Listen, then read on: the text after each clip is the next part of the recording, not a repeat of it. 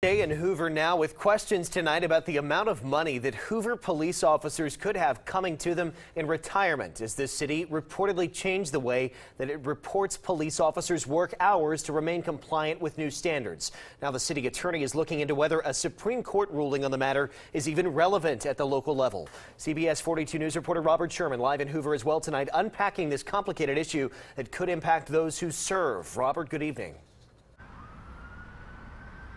Good evening, Jack. Yeah, the City Council's attorney is looking at that 2017 Supreme Court ruling right now in order to determine if it even does apply to cities like Hoover or if it's only meant for the state level. In response to a 2017 Alabama Supreme Court ruling, Hoover City Administrator Alan Rice says the city lowered the base wage standard from 43 hours per week to 40 hours per week for its police officers. 40 hours per week should constitute the base, and then all hours beyond that should be reported as overtime. Now, the issue here, Rice tells us, is that retirement benefits are predicated upon the base wage.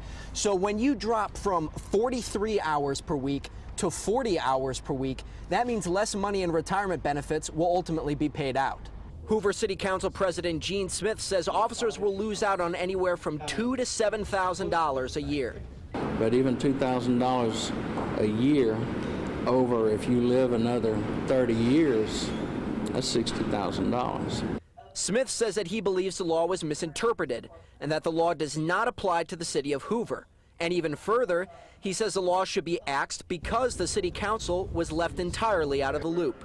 Any change in retirement benefits is a policy decision. Only the council can make policy calls. It's my opinion, because the city council was never involved, that it was an illegal move and needs to be reversed immediately. Rice says that the city council's attorney is looking into the legality of the matter, and if the Supreme Court ruling does not apply to Hoover, the mayor is prepared to change course. If we have the latitude or the discretion to report this time in various ways, then the mayor's already directed that we'll report it in a way that's most advantageous to our employees.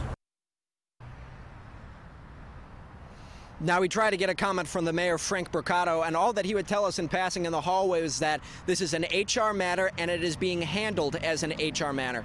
But the next question is, where exactly does the city go when the city council's attorney makes a determination on that 2017 Supreme Court ruling? And we'll tell you the city's plans tonight at 6 o'clock. In Hoover, Robert Sherman, CBS 42 News. Local coverage you can count on.